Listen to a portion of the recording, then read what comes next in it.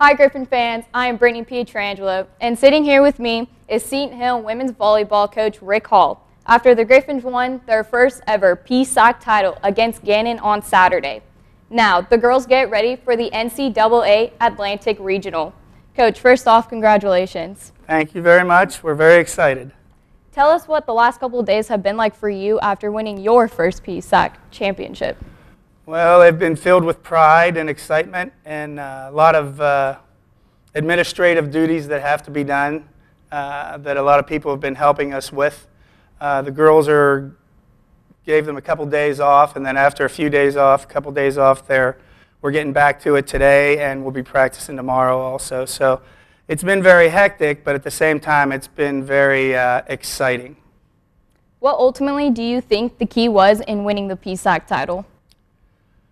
I think it was mainly, there were two aspects. One was it was a team effort, and I know that sounds a bit cliche, but the team itself really worked hard and believed in themselves. Our goal from the beginning was the conference championships, even though it wasn't verbally talked about in the beginning.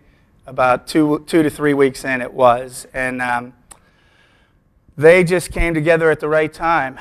We can take, one thing that needs to be said is that you have 6 kids that play on the court at one time, and they're your quote-unquote starters. Well, at the end of that Ganon match, of the 5th set of the finals for the conference championship, we had 2 non-starters on the court. So that just goes to show you how big of a team effort it was. You said after the championship match how much the team came together through Maggie Murray. Maggie and her family had a big part in this, didn't they? Yeah, Maggie was a huge part in it, and probably the biggest part overall. The major thing that this did with the close kids with Maggie for the last 2 to 3 years, as well as myself, Bob, and Evie, and the rest of the staff, was that it brought everybody together as a team again, but it made those kids mature. They learned a lot of things outside of volleyball. When you take a full team to a funeral 2.5 hours away, and you're all together for those 3 days and have to go through all of that with one of your players or one of your best friends, you learn a lot about life in a short period of time, and they knew what it was to be, what was important and what wasn't important. Absolutely. So talk about the ebbs and flows of the championship match against Ganon. You were down 1-0 and 2-1 in a hostile environment, but the girls seemed to never quit. Yes, it was a hostile environment, and I'd be remiss if I didn't say that they were good fans, because they weren't saying anything that they shouldn't have said, but they were the loudest fans I've been around in the last few years. I would say that I told the kids that the reason Ganon was so good is they were a very consistent team, very rarely made mistakes. Well, as the game went on, the first set they didn't make a lot of mistakes. The second set they lost a little bit of their consistency. Mm-hmm. And also, the biggest part of their fans being so loud, I think our girls sort of circled the wagons. Oh, yeah. And they made it a point, the girls who were not on the court, when they weren't on the court, to be as loud as humanly possible. Coach, it seemed as though not one specific player stood out in the tournament. It seemed like everyone played well, and your team really utilized its depth. Is that how you saw it too? Absolutely. I can't tell you how much team was a part of this, as well as the memory and everything about Maggie. But they were absolutely ready to go, and the fact that I told you, we used 3 different kids that were not starters in that final match. Yeah. So let's talk about some girls on your team. Bryn Fleury was named tournament MVP. Talk about what you saw from her in the 3 matches.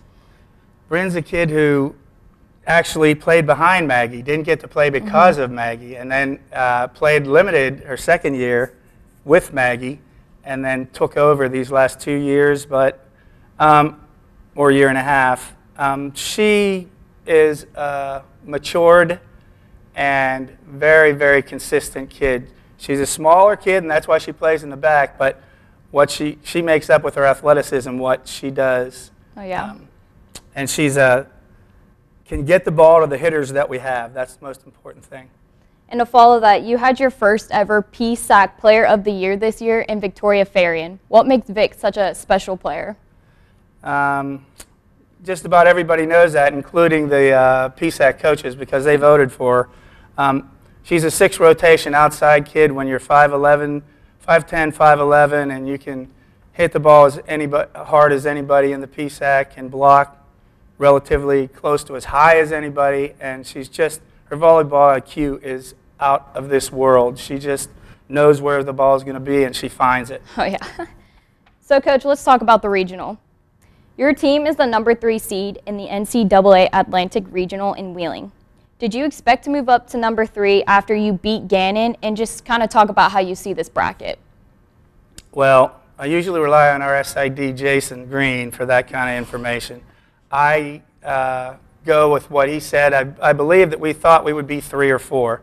We could unseed Shippensburg if and when we beat them, and along with Ganon. It doesn't matter that we're 3rd or 4th. It matters that we got there and we have a chance, because I think as a team, we all believe that we're coming close to peaking, so hopefully we can show that on the court. Some teams are kind of satisfied after winning a championship and have a hangover going into the regional. Do you see that at all from your team so far?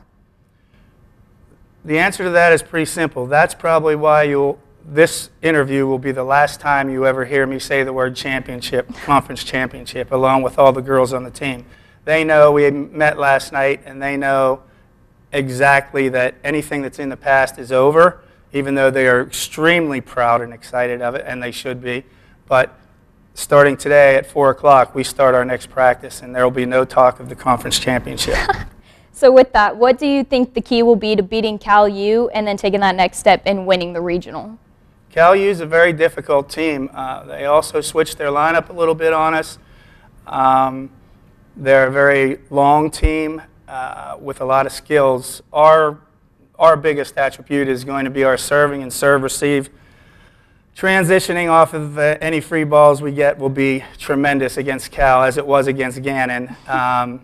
So that's our serve and serve-receive is what we're going to really depend on. All right. Well, Coach, thank you so much for your time, and best of luck in the regional. Thanks.